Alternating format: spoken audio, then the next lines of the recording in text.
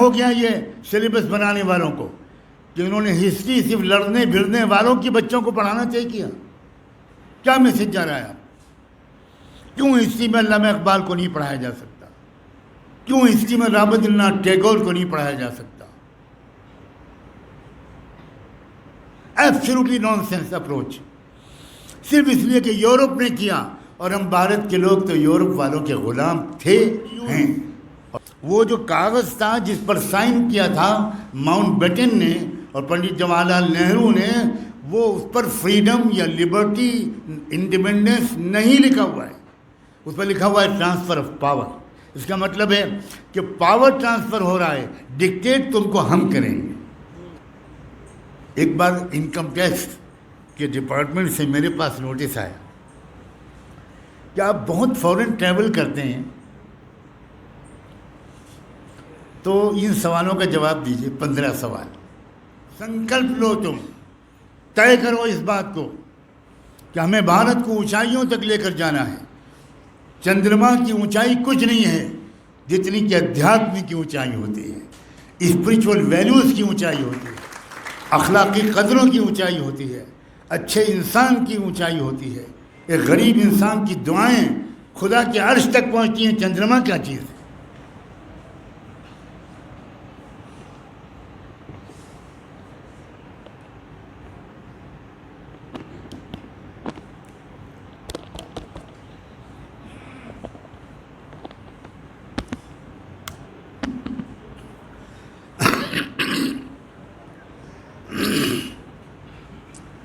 السلام علیکم ورحمۃ اللہ.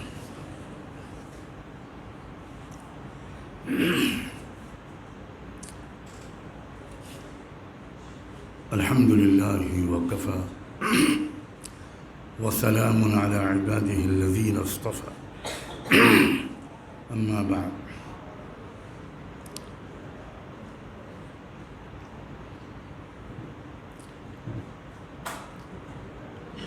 قابل احترام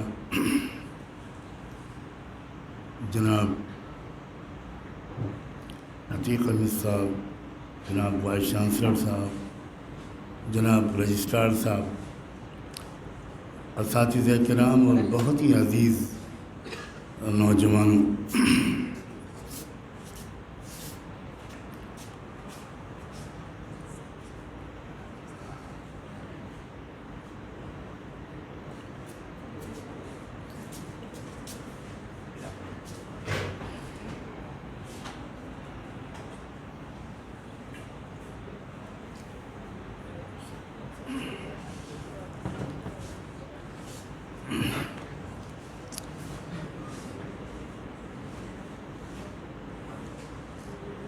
کوئی کام بھی کوئی انسان کرتا ہے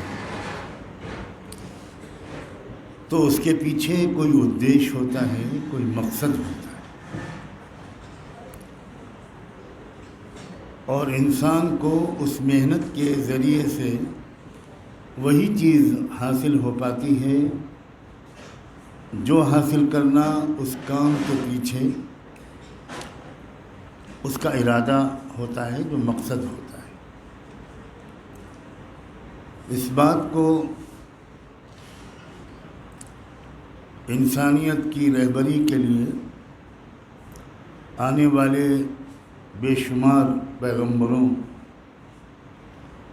رہنماؤں کے آخری سرتاج رحمت دو عالم سیدنا محمد رسول اللہ صلی اللہ علیہ وآلہ وسلم نے اپنے اس جملے میں بیان کیا کہ انما الاعمال بالنیات، اور آگے اس کو فردر ایکسپلین کرتے ہوئے کہا کہ وَإِنَّمَا لِكُلِّ امْرِئٍ مَّا نَوَىٰ. کوئی شخص بھی کوئی کام کرے، اس کے پیچھے جو اس کا اصل گول ہوتا ہے، بس وہ اس کام کے ذریعے سے وہی اچیو کر سکتا ہے. اب ایجوکیشن کا مسئلہ ہے. آج ہمارے بچے اور بچیاں جو ملک کا مستقبل ہیں، عام طور پر ایجوکیشن کس مقصد سے حاصل کر رہے ہیں؟ بہت ہی سمپل سا سوال ہے. سب کے ذہنوں میں کیریئر ہوتا ہے، جاب ہوتا ہے. یہ کوئی غلط، بہت برا مقصد نہیں ہے، لیکن یہ ایک بڑا مقصد بھی نہیں ہے. اس سے بہت بڑا مقصد آپ سب نوجوانوں کے دل و دماغ میں ایجوکیشن حاصل کرنے کا ہو سکتا ہے، اور پہلے ہوا کرتا تھا.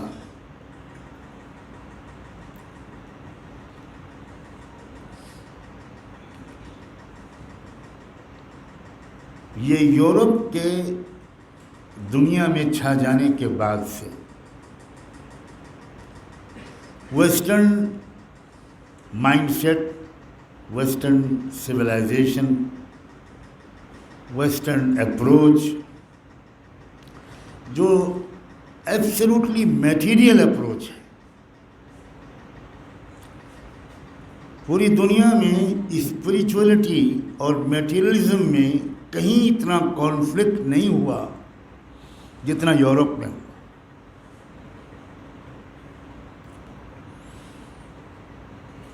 خدا کرے آپ ہسٹری کے اس اینگل کو بھی اچھی طرح پڑھتے ہوں اور آئندہ پڑھیں کہ سائنس اور ریلیجن میں اسپریچولیٹی، مورل ویلیوز اور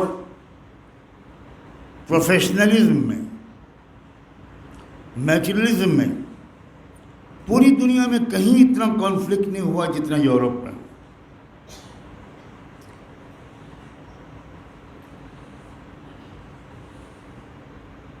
جب سائنٹیفک ڈسکوریز آگے بڑھیں تو سب سے سخت مخالفت اس کی چرچ نے کی تھی. نہ مندر نے کی، نہ مسجد نے کی، نہ گرودوارے نے کی. It was the only Church of England جس نے اسٹرانگلی اپوز کیا. گلیلیو کو کسی مسلمان نے نہیں مارا تھا، کسی ہندو نے نہیں مارا تھا، کسی سکھ نے نہیں مارا تھا، اور میں کہتا ہوں کسی جیو نے بھی نہیں مارا تھا. گلیلیو کو موت کی سزا دی تھی یورپ نے، چرچ آف انگلینڈ نے.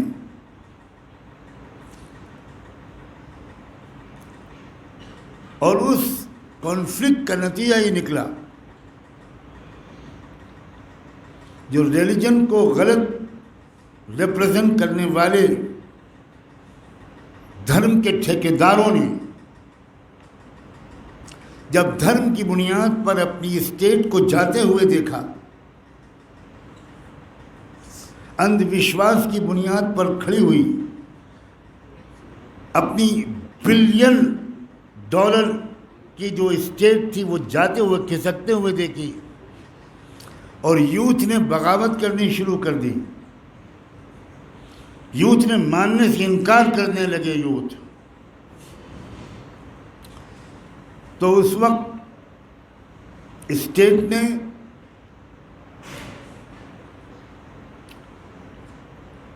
ٹوٹلی ریلیجن کو ریفیوز کر دیا اور کہا چپ چاپ اپنے چرچ کے اندر بس سنڈے پریئرز تک رہیے آپ. You have no right to guide us in the worldly matters. What economic policy should be form, you have nothing to guide. What political system we should establish, you have nothing to say. Limit yourself. Confine کر دیا ان کو.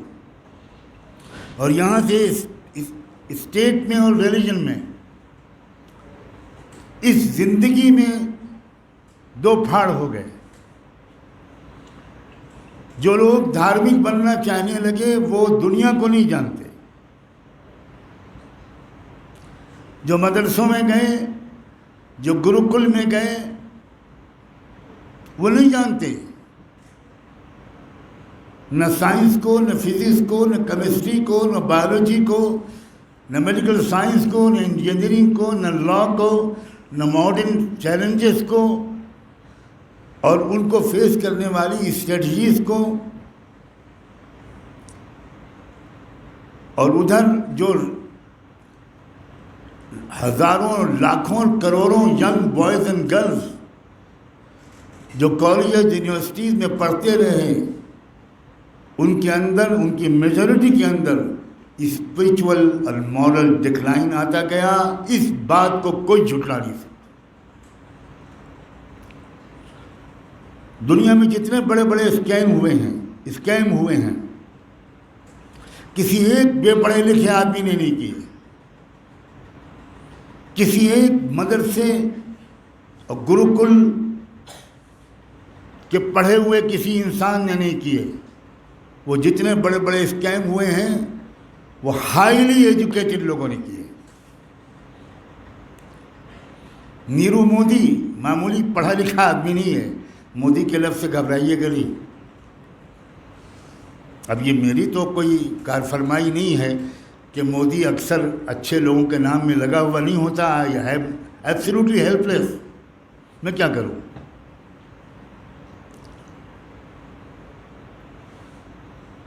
کتنے لوگ ملک سے بھاگے ہوئے ہیں، سب پڑھے لکھے لوگ ہیں، اور کتنوں کا اسکیم کیا انہوں نے. ایک آدمی کا اسکیم 85 لاکھ کروڑ ڈالر کا ہے. لکھیے ذرا اس کو، ایک نہ ایک زیرو میں آپ غلطی ضرور کر دیں گے. یہ بے پڑھے لکھے لوگ نہیں ہیں، یہ ایجوکیٹڈ لوگ ہیں. لیکن مسئلہ کیا ہے؟ کون سی ایجوکیشن انسان کو انسان بناتی ہے، اور کون سی ایجوکیشن انسان کو ڈاکو، لٹیرا، مرڈرر، سیلفش اور ایک جانور بنا دیتی ہے.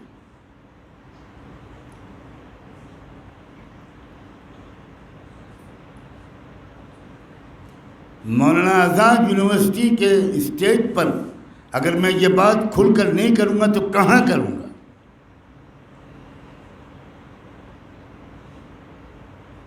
وہ پہلے ایجوکیشن منسٹر تھے ہمارے ملک کے.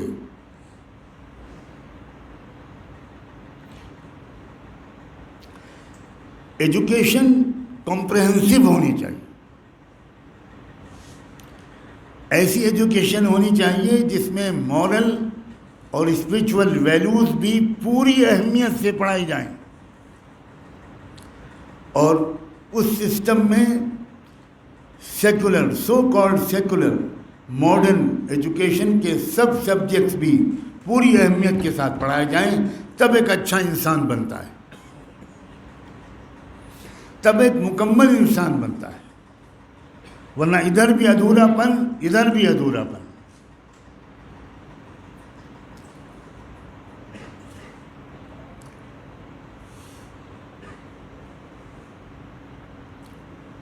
ہمارے ملک کے سابق صدر پریزیڈنٹ اے پی جے عبد الکلام ایک حد تک اس کی مثال تھے. ایک تامل ناڈو میں ایک اسکول کے فنکشن میں میں اور وہ دونوں ایک ساتھ تھے. وہ چیف گیسٹ تھے، میں گیسٹ آف آنر تھا. پریزیڈنٹ نے جب میری تقریر سنی جو انگلش میں تھی، تو پریزیڈنٹ نے مجھ سے کہا کہ اس پروگرام کے بعد ہم اور آپ ذرا بات کریں گے. تو انہوں نے اپنے سیکورٹی والوں سے سب لوگوں سے کہہ دیا، اور میں اور وہ ساتھ میں گئے، اور آلموسٹ 40 منٹس تک میں نے ان سے بات کی. تو انہوں نے کہا کہ آپ نے کہاں ایجوکیشن پائی؟ میں نے کہا honourable president can I ask you why are you asking me this question?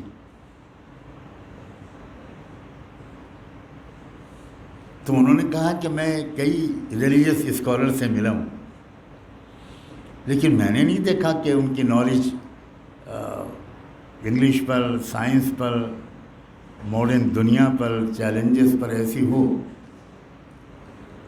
मैंने कहा मेरा ख्याल ये है कि आप बहुत ज़्यादा स्कॉलर से नहीं मिले हैं, और जाहिर है आपकी दुनिया दूसरी थी। जानते हो कितना हम्बल इंसान था वो मेरे अजीज़ बच्चों। प्रेसिडेंट ने कहा कि मैं अब सूरह फातिहा पढ़ के सुनाना चाहता हूँ, आप ज़रा सुन लीजिए और जो मिस्टेक्स है उनको करेक्ट कर दीजिए। Remarkable person he was, down to earth, दुनिया का बेहतरीन साइंटिस्ट जिसने हमारे देश को मिसाइल दिया, मिसाइल टेक्नोलॉजी दी, स्पेस की दौड़ में आगे लगाया। आज इसरो का बहुत चर्चा है जिसके ज़रिए से चंद्रयान 3 मून के साउथ ब्लॉक पर पहुंच गया। इस इसरो के बनाने में कौन लोग थे? 2-3 लोगों का इसमें कंट्रीब्यूशन है। विक्रम साराभाई, अ practising Hindu, APJ Abdul Kalam, a young scientist, और ये दोनों पूरे मुल्क के दौरे पर निकले हुए थे कि कौन सी साइट मुनासिब होगी जहां हम स्पेस शटल का रिसर्च सेंटर कायम करके उसको भेजें स्पेस में। तो पूरे मुल्क में घूमते घूमते ये लोग जहां पहुंचे वो एक चर्च था, और उनको साइंटिफिकली उन्होंने देखा कि this is the best place. तो चर्च के बिशप से ये दोनों मिले, एक मुस्लिम एक हिंदू, और इन दोनों ने ये कहा कि फादर, हम अपने देश की तरक्की के लिए एक स्पेस रिसर्च सेंटर इस्टेब्लिश करना चाहते हैं, और सारी चीज़ों के लिहाज से, इन्वायरमेंट के लिहाज से यही जगह सबसे बेस्ट है जहां आपका चर्च है। तो मैं सलाम भेजता हूँ वो चर्च के फादर को। उन्होंने कहा कि आप लोग जो कुछ कर रहे हैं वो भारत की, देश की तरक्की के लिए कर रहे हैं, इंसानियत की खिदमत के लिए कर रहे हैं। हम भी यहाँ जो कुछ कर रहे हैं वो इंसानियत की खिदमत के लिए कर रहे हैं।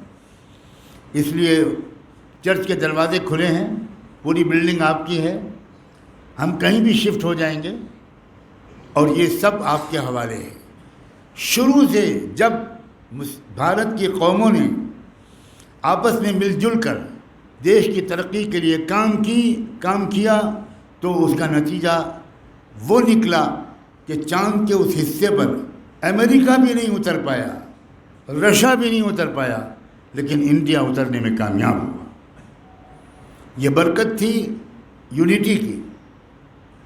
अगर वो लड़ते रहते, अगर APJ अब्दुल कलाम कहते मैं मुसलमान हूँ, Vikram Sarabhai you R A Hindu, I am not with you.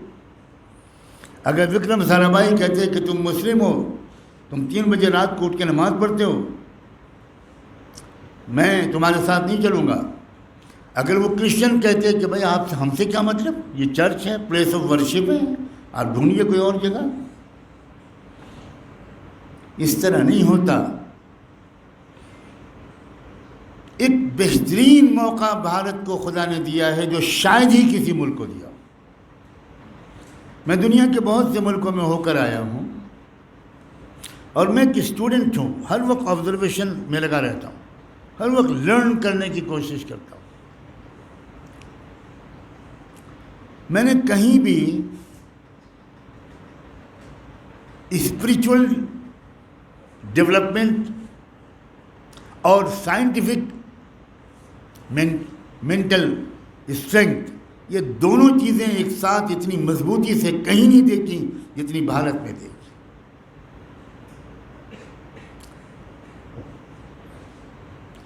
बहुत से मुल्क हैं जिनके पास साइंटिफिक स्ट्रेंथ बहुत ज़बरदस्त है, उनका ब्रेन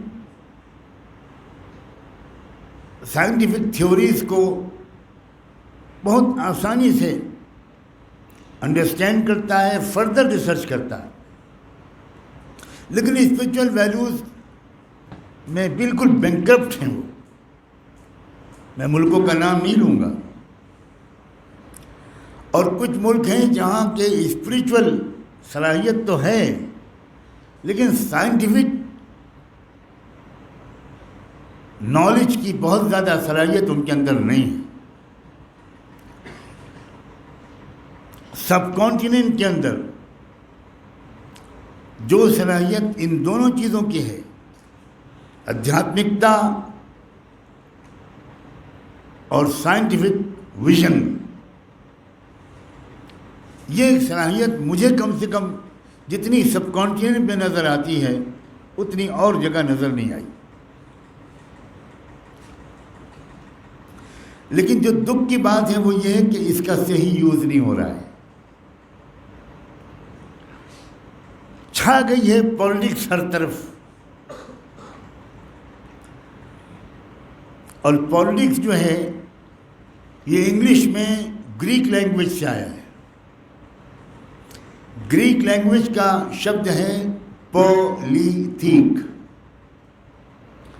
اس کا مطلب ہے to grab the power by hook اور بائی کروک،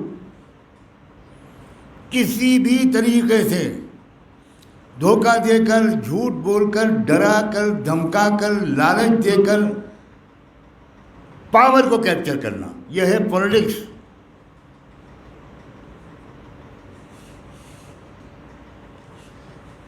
اس پالیٹکس نے جتنا نقصان بھارت کو پہنچایا ہے اس کا بیان کرنا مشکل ہے۔ نظر یہ آتا ہے کہ مسلمانوں کو پہنچایا، بالکل صحیح، بہت پہنچایا، بالکل صحیح، اس کو ڈینائی کرنے والے جھوٹ بولتے ہیں، ڈرتے ہیں۔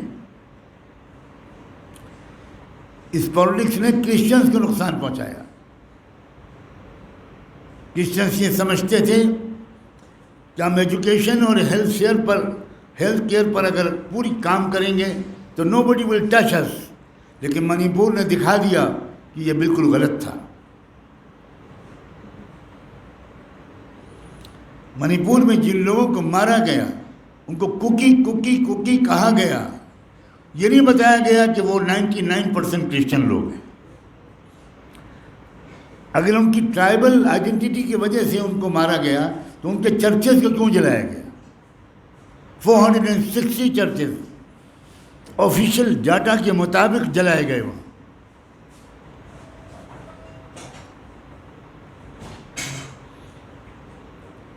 آپ کے لیے میرے عزیز نوجوانوں، میں کس زبان میں تم سے بات کروں کہ تمہارا دل کے اندر میری بات اترے؟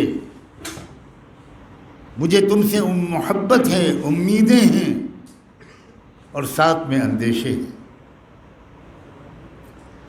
اس کی وجہ یہ ہے کہ پہلے دن سے جب آپ اسکول کالج میں گئے تو آپ کے پیرنٹس کا اور آپ کا مقصد کیا تھا؟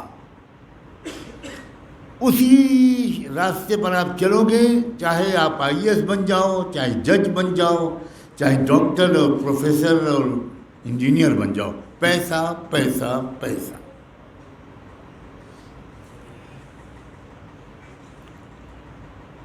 ایک اور مقصد ہو سکتا ہے، وہ یہ کہ میں ایک اچھا انسان بنوں، سچ، جو کبھی جھوٹ نہ بولتا، جو ہمیشہ سچ بولتا، جو سیلفش اور خود غرض نہ ہو، جو اپنے ساتھ دوسروں کا بھلا چاہتا ہو، اور کبھی ضرورت پڑے تو اپنے نقصان برداشت کر کے دوسرے کا بھلا کر دیتا ہو، کسی کمزور کی دعا لیتا ہو، میں ایسا انسان بن جاؤں، میں اپنے پیرنٹس کی آنکھوں کی ٹھنڈک بن جاؤں، میں اپنے پورے خاندان کے لیے ایک محبت کا پیغمبر بن جاؤں، میرے محلے کا کوئی پریشان حال پریشانی کے وقت میں سب سے پہلے مجھے یاد کرے، اور میں 2 بجے رات کو خوشی خوشی اس کی خدمت کے لیے جاؤں، چاہے وہ میرے مذہب کا ہو، میرے مسلک کا ہو، انسانی بھائی ہے، بس یہ کافی ہے۔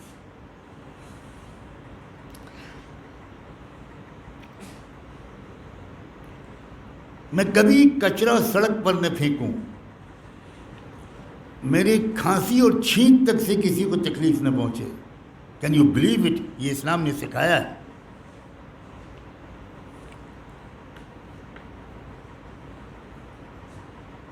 میری آواز سے کسی کو تکلیف نہ پہنچے، میری چال سے کسی کو تکلیف نہ پہنچے.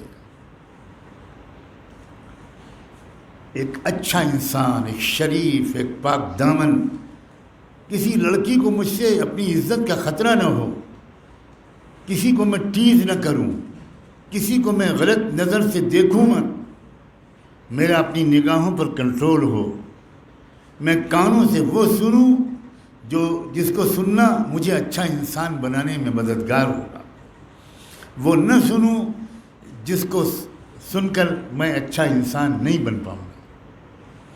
میں اپنی زبان کو صحیح استعمال کروں، میں اپنے ٹائم کو صحیح مینیج کروں.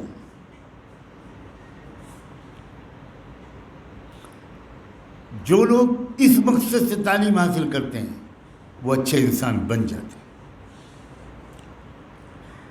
آپ کی محبت اور خیر خواہی کی وجہ سے اور اس یونیورسٹی کے احترام میں آپ کو میں بہت محبت بھرا مشورہ دیتا ہوں، اونلی سجیشن، کہ پلیز اپنے مقصد کو ٹھیک کریں، اپنے قبلے کو درست کریں. آپ بہت اچھے انجینئر بن سکتے ہیں اچھے انسان بننے کے ساتھ. There is no conflict in this both system, no contrast. آپ ایک بہت اچھے وکیل اور جج اور IAS بن سکتے ہیں، اور آپ ایسے ڈاکٹر بھی بن سکتے ہیں جو اپنے پیسوں کے لیے بلا وجہ وہ انویسٹیگیشن لکھ دے جس کی اس پیشنٹ کو کوئی ضرورت نہیں ہے، اس کو پیتھولوجی سے، ریڈیولوجی سے لفافہ چاہیے. کون نہیں جانتا؟ یہ دگی چکی بات ہے. وہ دوائیں لکھ دیتے ہیں ڈاکٹرز جس دوا کی پیشنٹ کو ضرورت نہیں ہے. یہ ڈاکٹر ہے؟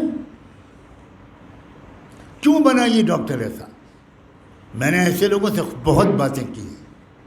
جانتے ہیں کیا جواب اس کا؟ ہو سکتا ہے خدا نخواستہ اللہ نہ کرے آپ لوگوں میں سے کچھ لوگ بھی بعد میں وہی جواب دینے کا ارادہ رکھتے ہو. ارے ہمارے بعد میں لون لے کر مجھ کو MBBS کرایا، بہت مہنگی فیس پرائیویٹ میڈیکل کالج کی، اتنا پیسہ خرچ ہوا، زمین بک گئی، زیور بک گئے میری ممی کے. اب کیا کریں؟ اب پیسہ نہ کمائیں تو کریں کیا؟ واہ بھائی واہ. چونکہ آپ کے باپ نے کسی کو قتل کیا تو میں بھی 5-10 ہزار کو ماروں گا. What a great philosophy it is. واہ واہ واہ. یہ پڑھے لکھے لوگ ہیں. ان سے وہ جاہل بہت اچھے ہیں جو بیچارے اتنے لمبے لمبے ہاتھ نہیں مار سکتے.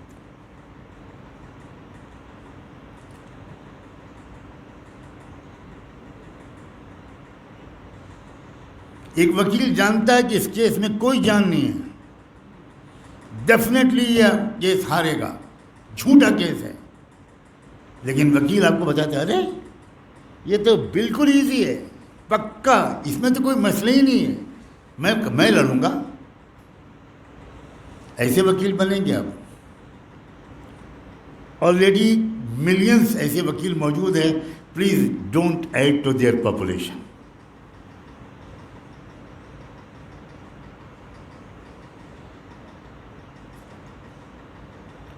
ہمارے یہاں لکھنؤ میں ایک ایڈوکیٹ تھے mister Shafiq ur-Rahman, senior counsel of Allahabad high court.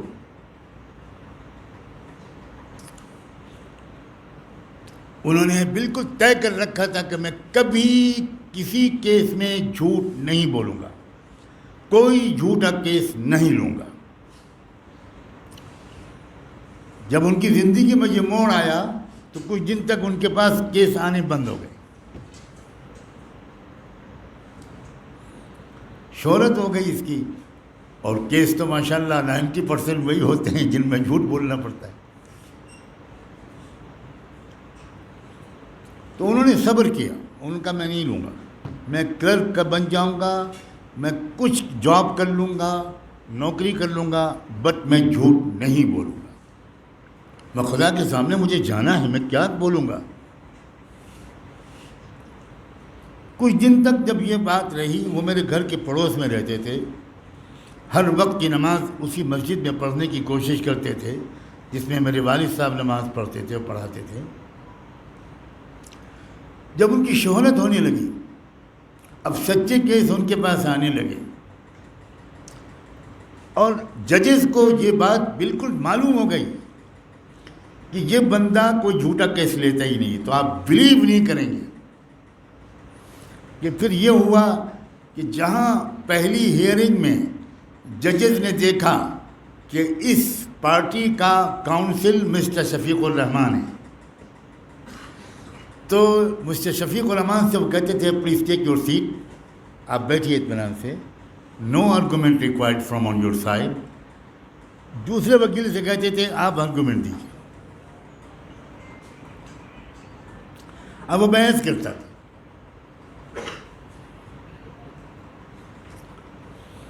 اور جھوٹ پہ جھوٹ بولتا چلا جاتا تھا۔ اس کے بعد ججز کہتے تھے، خود بحث کرتے تھے، شفیق الرحمان صاحب آپ مطمئن بیٹھے رہیے، اب جرا کون کر رہا ہے؟ خود جج۔ میں نے خود ہائی کورٹ کی بینچ میں تماشا دیکھا جا کر، کیونکہ مجھے کبھی کبھی کورٹ جا کر دیکھنے کا میں شوقین تھا جب میں ینگ اسٹوڈنٹ تھا، تو میں حیرت کے ساتھ دیکھتا تھا جج آرگومنٹ کر رہا، یہ بات آپ نے کیسے کہی؟ یہ ڈاکومنٹ تو اس کو بالکل جھٹلا رہا ہے۔ یہ بات جو آپ نے کہی، اس کے آپ نے ثبوت میں کوئی ڈاکومنٹ پیش نہیں کیا۔ جو محنت کرنی تھی مسٹر شفیق صاحب کو، وہ محنت شاید 10% بھی نہیں پڑتی تھی۔ ججز بحث کرتے تھے اور 1 2 3 ہیئرنگ کے بعد وہ فیصلہ کر دیتے تھے۔ وہ وقت بھی آیا کہ جب 2 بینچ ججوں کی بینچ تھی، ایک سکھ اور ایک ہندو، دونوں ججز کی بینچ نے پھر یہ طریقہ بنا لیا، مسٹر شفیق الرحمان آپ ہیں کاؤنسل، اوکے، بس اس کے بعد خانہ پوری کی اور 2-3 دن کے اندر انہوں نے ججمنٹ دے دیا۔ سپریم کورٹ کے ہائی کورٹ کے چیف جسٹس سے شکایت کی گئی کہ یہ سنتے ہی نہیں ہیں، سنے بغیر فیصلہ کر رہے ہیں۔ تو چیف جسٹس نے ان ججز کو بلایا، کیا بات ہے؟ تو ان کا صاحب شفیق صاحب ادھر سے وکیل ہے، اب آپ بتائیے شفیق صاحب جیسا کوئی سچا انسان اس پورے کورٹ میں ہے، ہم کورٹ کا پیسہ اور کورٹ کا ٹائم کیوں ویسٹ کریں؟ چیف جسٹس نے کہا you are absolutely right, go ahead, don't worry. اچھا انسان اتنا کامیاب ہوتا ہے، یہ کیا لوگوں نے مشہور کر دیا ہے کہ اچھا انسان کامیاب نہیں ہوتا؟ کیا عجیب و غریب بات ہے۔ اور ایسے آپ کیسے بن پائیں گے؟ بھئی یہیں پر آ کر میں اپنی بات پوری کروں گا، کیونکہ اور بھی مہمان ہیں، ان کی باتوں کو ہم کو بھی سننا ہے، سیکھنا ہے۔ دیکھیے، ایک ہے ورڈ آف گاڈ اور ایک ہے ورک آف گاڈ۔ یہ ہول یونیورس یہ ورک آف گاڈ ہے۔ یہ سورج، یہ چاند، یہ زمین، یہ آسمان، یہ سمندر، یہ ہوائیں، یہ دریائے، یہ پیڑ، یہ پودے، پھل کیسے نکلتے ہیں، غلہ کیسے پیدا ہوتا ہے، ایک بیج زمین کے اندر جا کر کیسے ایک کمزور سی کوپل مضبوط زمین کو پھاڑ کر باہر آ جاتی ہے،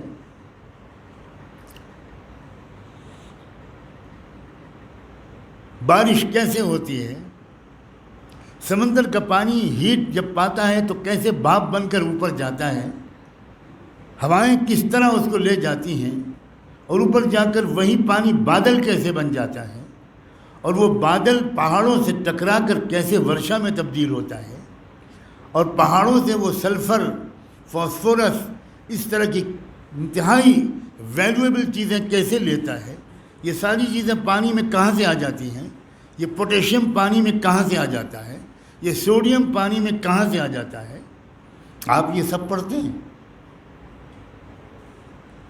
سورج کو گرہن کیسے لگتا ہے، چاند کو گرہن کیسے لگتا ہے، زمین کیسے چکر لگا رہی ہے، دن اور رات کیسے آتے اور جاتے ہیں، آکسیجن اور ہائیڈروجن کی کیا نیچر ہے، آگ میں کون کون سی وہ گیسز ہوتی ہیں، پانی میں کون کون سی ایلیمنٹس ہوتے ہیں، آپ یہ سب پڑھتے ہیں۔ ہسٹری میں کیا ہوا وہ بھی عجیب ہسٹری پڑھتے ہیں آپ۔ ہسٹری آپ صرف بادشاہوں کی پڑھتے ہیں جن کو لڑنے جھگڑنے کے سوا اکثر کوئی کام نہیں ہوتا تھا۔ آپ ہسٹری صوفیوں کی کیوں نہیں پڑھتے؟ آپ ہسٹری سنتوں کی کیوں نہیں پڑھتے؟ آپ ہسٹری کرانتی کاریوں کی کیوں نہیں پڑھتے؟ آپ ہسٹری سائنسدانوں کی کیوں نہیں پڑھتے؟ اورنگزیب نے یہ کر دیا اور فلاں نے یہ کر دیا اور پرتھوی راج نے یہ کر دیا۔ کیا ہسٹری میکر صرف بادشاہ تھے؟ بادشاہ تو اکثر ہسٹری ڈسٹرائر تھے۔ آپ ان کی ہسٹری پڑھتے ہیں، پتہ نہیں یہ ہسٹورینز کو کیا ہوا ہے، یہ ہے کیا معاملہ؟ ہسٹری صرف بادشاہوں نے بنائی ہے، ہسٹری صرف رولرز نے بنائی ہے، ہسٹری مزدوروں نے بھی بنائی ہے، ہسٹری بنانے میں کسان بھی ہیں، ہسٹری بنانے میں مسجد کا امام اور مؤذن بھی ہے، ہسٹری بنانے میں گرودوارے کے گرنتھی بھی ہیں، ہسٹری بنانے کے مندر کے پروہت بھی ہیں، ہسٹری بنانے میں لا میکرز بھی ہیں۔ کون کون ہے ہسٹری بنانے میں؟ سب کا کنٹریبیوشن ہے۔ کیا ہو گیا یہ سلیبس بنانے والوں کو کہ انہوں نے ہسٹری صرف لڑنے بھرنے والوں کی بچوں کو پڑھانا طے کیا؟ کیا میسج جا رہا ہے آپ؟ کیوں ہسٹری میں علامہ اقبال کو نہیں پڑھایا جا سکتا؟ کیوں ہسٹری میں رابعت الناٹ ٹیگور کو نہیں پڑھایا جا سکتا؟ ایبسلیوٹلی نان سینس اپروچ، صرف اس لیے کہ یورپ نے کیا، اور ہم بھارت کے لوگ تو یورپ والوں کے غلام تھے، ہیں، اور اللہ نہ کرے آئندہ بھی شاید۔ جملہ میں پورا نہیں کروں گا، وہ آپ پر چھوڑتا ہوں۔ غلامی کی ایک مثال دیتا ہوں نوجوانوں کو، تھوڑا مسکرائیں بھی، یہ بہت سیریس ٹاک ہو رہی ہے۔ ایک انگریز ایک کافی ہاؤس پر کھڑا ہوا کافی پی رہا تھا، غلطی سے اس کے کافی کے مگ میں برف کا ٹکڑا گر گیا۔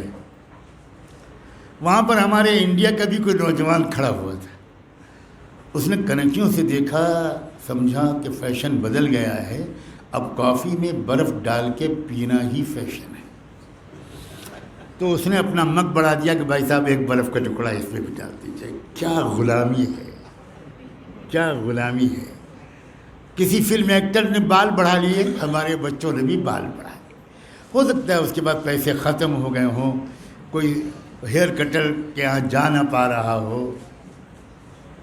لیکن ہمارے بچے بھی بال بڑھا، کسی کی پینٹ ٹائٹ ہو گئی، ہمارے لڑکوں نے بھی پینٹ ٹائٹ کر لی، چلنا مشکل، بیٹھنا مشکل، لگ رہا پھٹ جائے گی پینٹ۔ کسی فلم ایکٹر نے پینٹ پر لکھوایا آئی لو یو، اور ماشاءاللہ کس جگہ پر لکھوایا میں تو بتا بھی نہیں سکتا۔ ہمارے لڑکوں نے کہا آئی لو یو، ارے بابا آئی لو یو یہاں لکھو، یہاں لکھو، وہ کیا جگہ چن رہے ہو آئی لو یو لکھو؟ یہ غلامی ہے، ایبسلیوٹ سلیوری ہے۔ اسلام نے ہم کو ہر طرح کی غلامی سے آزاد کیا۔ وہ لباس پہنو جو تمہارے موسم کے لحاظ سے مناسب، وہ لباس پہنو جو تمہاری صحت کے لیے مفید ہے۔ بامبے ہائی کورٹ کے وکیلوں نے چیف جسٹس کے یہاں ایک درخواست دی، اور وہ یہ کہ اتنی گرمی اور ہیومیڈیٹی ہوتی ہے بامبے میں کہ ہمیں کالا کوٹ پہننے میں مصیبت ہوتی ہے، پلیز ہم کو یہ سفید کوٹ پہننے کی اجازت دے دی۔ تو ہائی کورٹ کی ہمت نہیں ہوئی چیف جسٹس کی کہ وہ ڈیسائیڈ کرے، اس نے سپریم کورٹ بھیج دیا۔ سپریم کورٹ سے جانتے ہیں کیا ڈیسیشن آیا؟ سپریم کورٹ سے ڈیسیشن آیا کہ نہیں، وائٹ کو الاؤڈ نہیں ہے، البتہ گرے پہن سکتے ہیں۔ کیوں؟ اس لیے کہ برٹن میں، یو کے میں آئیدر بلیک اور گرے، بس تیسرا کوئی کلر الاؤڈ نہیں ہے۔ ہم کہنے کو آزاد ہیں لیکن مینٹلی ہم غلام ہیں۔ آزادی پولیٹیکل آزادی کو نہیں کہتے ہیں، اور انگریزوں نے تو آج تک اس کے لیے آزادی کا ورڈ نہیں بولا ہے۔ آپ کو پتہ نہیں ہوگا، انگریزوں نے لفظ بولا ہے transfer of power. They did not use وہ جو کاغذ تھا جس پر سائن کیا تھا ماؤنٹ بیٹن نے اور پنڈت جواہر لال نہرو نے, وہ اس پر فریڈم یا لبرٹی انڈیپینڈنس نہیں لکھا ہوا ہے, اس پر لکھا ہوا ہے ٹرانسفر آف پاور. اس کا مطلب ہے کہ پاور ٹرانسفر ہو رہا ہے, ڈکٹیٹ تم کو ہم کریں گے, تمہاری فارن پالیسی کیا ہوگی ہم بتائیں گے.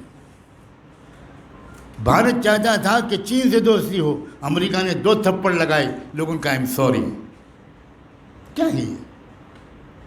چاول کے ہم کس دام پہ بیچیں, گیہوں کس دام پہ بیچیں, یہ ورلڈ بینک طے کرتا ہے. یہ کیسی آزادی؟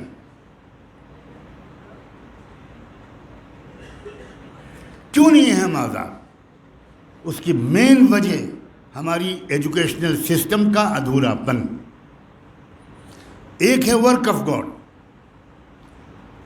یہ آپ یہاں پڑھتے ہیں.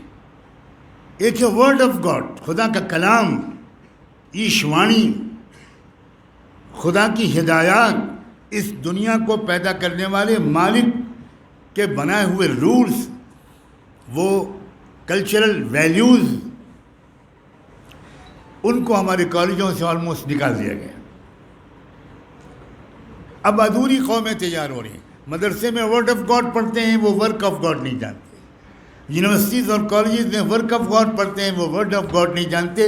جب تک ایجوکیشنل سسٹم کا یہ ادھورا پن رہے گا, یاد رکھیے, کوئی balanced approach towards this life, towards the challenges we are all facing, ہم کبھی بھی بیلنس اپروچ کے ساتھ ان چیلنجز کا مقابلہ نہیں کر سکتے. یہ ادھورا پن ہے, اور یہ یورپ کی غلامی کی وجہ سے.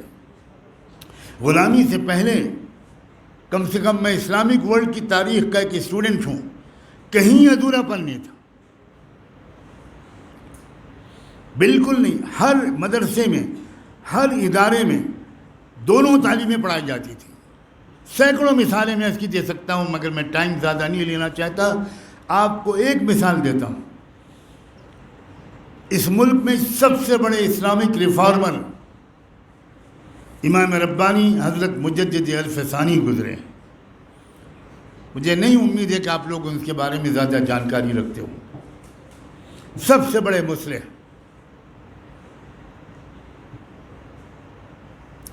ان کے استاد وہی تھے جو اس چیف انجینئر اور آرکیٹیکٹ کے استاد تھے جنہوں نے تاج محل ڈیزائن کیا.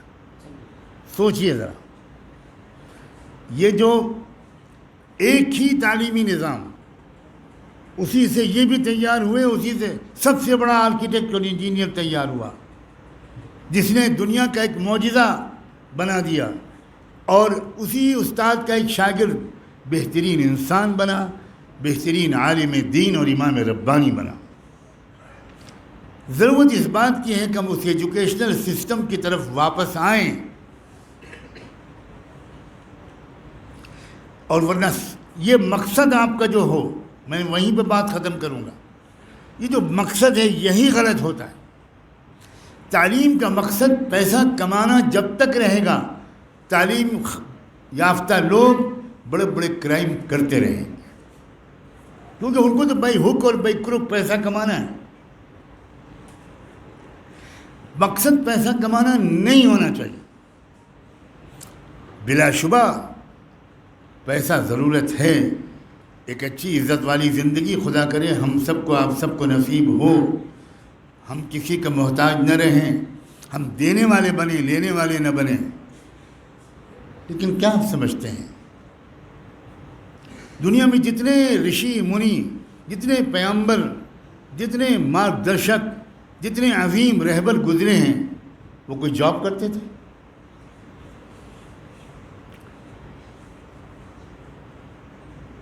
ایک بار انکم ٹیکس کے ڈپارٹمنٹ سے میرے پاس نوٹس آیا کہ آپ بہت فورن ٹریول کرتے ہیں,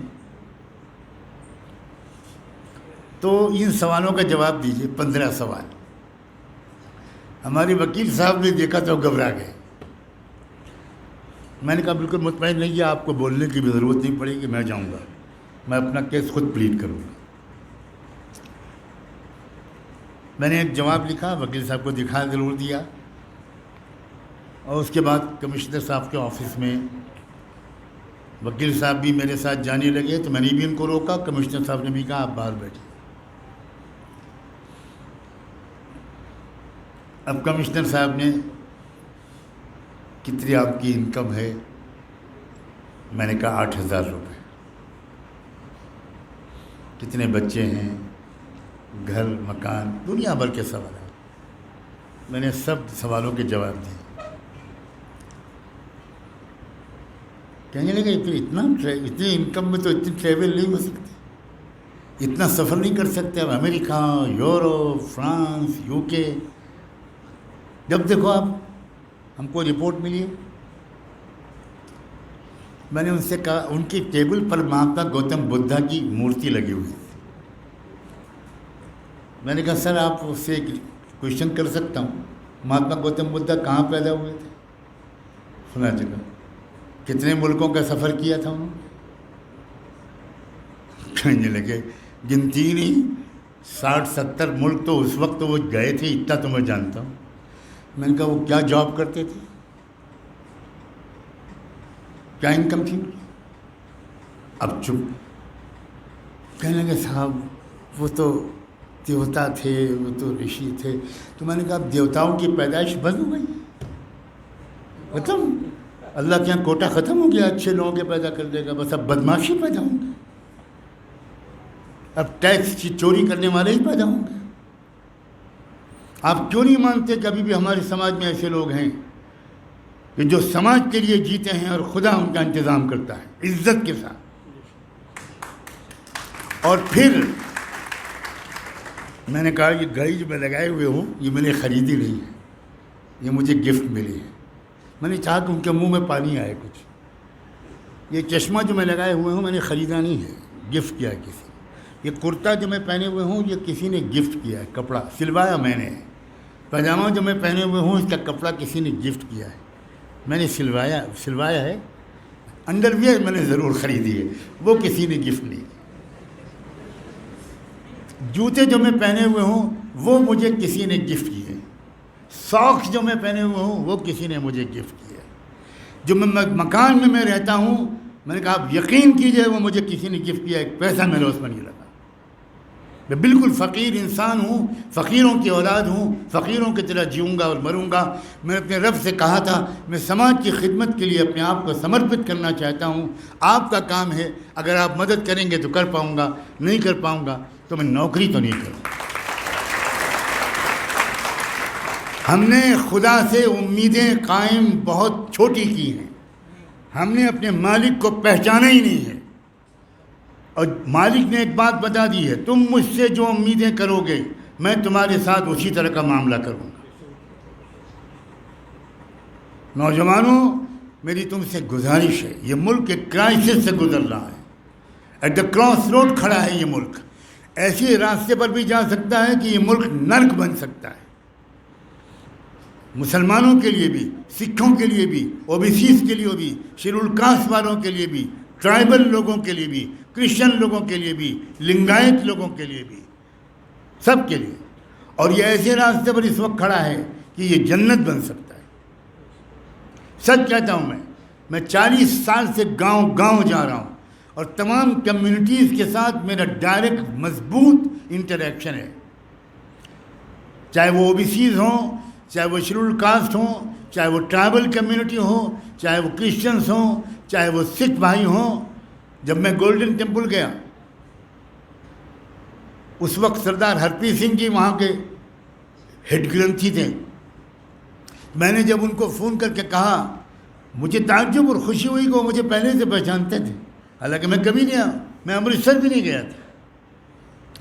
وہ مجھے یوٹیوب کے میرے جو لیکچرز آتے رہتے ہیں وہ کبھی کبھی سنتے تھے تو میرے نام کو پہچان گئے. وہ بہت خوش ہوئے، کہنے لگے نہیں آپ کہاں ہیں، میں آنا چاہتا ہوں. میں نے کہا نا بالکل نہیں، بالکل نہیں. آپ سکھ قوم کے سب سے بڑے رہنما ہیں. میں آپ کی خدمت میں حاضر ہونا چاہتا ہوں، گولڈن ٹیمپل آنا چاہتا ہوں، دربار صاحب ہرمندر صاحب آنا چاہتا ہوں. میں کب پہنچ جاؤں اس کی اجازت دے دیں. تو انہوں نے کہا کہ نہیں پھر آپ میرے گھر پر آئیے، وہاں نہ آئیے، وہاں اکیلے میں لمبی بات چیت کا موقع نہیں مل پائے گا. انہوں نے مجھے اپنے گھر بلایا، 100 کلومیٹر دور تقریباً میں ان کے گھر گیا, 6 گھنٹے ان سے میری بیڈ روم میں بات چیت ہوئی, اور میں صرف اتنا سناؤں گا آپ کو اس پوری بات چیت کا حصہ کہ جب میں بول رہا تھا تو میں انگلش بھی بول رہا تھا, ہندی بھی بول رہا تھا, فارسی کا اشعار پڑھ رہا تھا, عربی کے شعر پڑھ رہا تھا, سنسکرت کے دوہے سنا رہا تھا. تو مجھ سے کہنے لگے بیچ میں بات روک کر, آپ کی تعلیم کہاں ہوئی, کہاں پڑھا ہے آپ؟ تو میں نے ان سے کہا کہ ایک بات بتائیے گرو جی کہ آپ یہ بات مجھ سے کیوں پوچھ رہے ہیں؟ کہ لگے کمال ہے, آپ اتنی زبانیں بول رہے ہیں. تو میں نے کہا میں نے لکھنؤ میں پڑھا, ندوہ میں, پھر میں دیوبند گیا, علی گڑھ میں بھی پڑھا, اور پھر میں چلا گیا مدینہ شریف, مدینہ یونیورسٹی میں میں نے ڈاکٹریٹ کیا.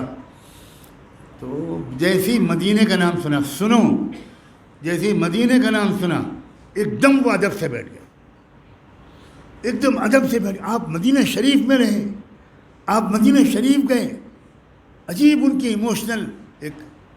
میں نے کہا اللہ کا شکر ہے. کتنے سال رہے وہاں؟ تو وہ سمجھتے ہوں گے ظاہر ہے 1-2 سال رہا ہوں گا. میں نے کہا میں تقریباً 9 سال رہا.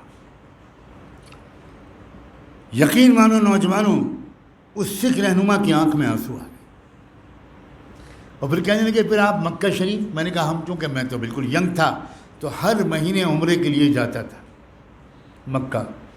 تو وہ اپنی کرسی سے نیچے اتر کے بیٹھ گئے. آپ سوچئے, یہ ہے اب بھارت, یہ ہے بھارت کا اصلی مزاج, جو پلیوٹڈ نہیں ہوا, جو بگاڑا نہیں گیا, اور مجھے یقین ہے بگاڑا نہیں جا سکے گا except a very minute minority. وہ نیچے بیٹھے. میں نے کہا سردار جی کیا کر رہے ہیں آپ, اوپر تشریف لائیں, اوپر آئیں. بس وہ میرے ہاتھ چومنے لگے, اور عجیب میری پیشانی چومنے لگے, میری آنکھیں. کہ آپ نے مکہ شریف اتنی بار آپ گئے, آپ کتنے لکی ہیں, آپ کتنے فارچونیٹ ہیں. میں حیران رہ گیا کہ اس شخص کی مکہ و مدینے سے اتنی عقیدت. تب وہ اٹھ کر گئے اندر گھر میں, اور آپ کو یقین آنا مشکل ہوگا کہ وہ لائے قرآن مجید کا ایک نسخہ اپنے گھر سے, اور انہوں نے بتایا کہ قرآن کا پنجابی گرمکھی زبان میں میں نے انواد کیا ہے. یہ ہے بھارت. سب سے بڑے سکھ مذہبی رہنما نے قرآن کا پنجابی اور گرمکھی زبان میں ترجمہ کیا. دوسری اور خبر سنائی انہوں نے. وہ ایک اور موٹی سی کتاب لے کر آئے, اور وہ پرنٹڈ نہیں تھی, صرف کمپیوٹر سے ٹائپ کی گئی تھی. انہوں نے کہا یہ میرا پی ایچ ڈی کا تھیسس ہے, اور پی ایچ ڈی کا تھیسس کا میں نے کس موضوع پر ریسرچ کیا ہے؟ اللہ کے وہ 99 نام جو قرآن میں نے پڑھے. جب میں نے بابا گرو نانک صاحب کی گروبانی پڑھی, گرو گرنتھ پڑھا, تب پتہ چلا سیم 99 نام جو قرآن میں ہیں وہی بابا گرو نانک نے ہم لوگوں کو سکھائے تھے. اس لیے میں نے ان پر ریسرچ کیا ہے, اور پی ایچ ڈی کی ڈگری مجھے اسی پر ملی. یہ ہے بھارت.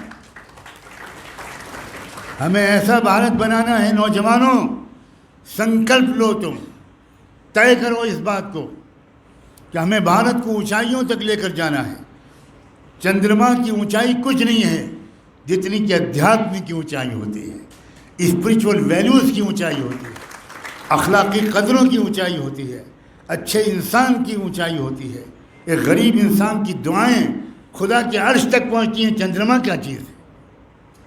یہ بننے کی کوشش کرو. نوجوانوں, میں بہت شکر گزار ہوں اس یونیورسٹی کے ذمہ داروں کا کہ جنہوں نے مجھے یہ موقع دیا اپنے پیارے نوجوان لڑکوں اور لڑکیوں سے کچھ بات کرنے کا. میں امید کرتا ہوں میری کسی بات سے آپ میں سے کسی کا دل نہیں دکھا ہوگا. شکریہ کے ساتھ میں آپ سب کی اجازت چاہتا ہوں. بہت بہت شکریہ.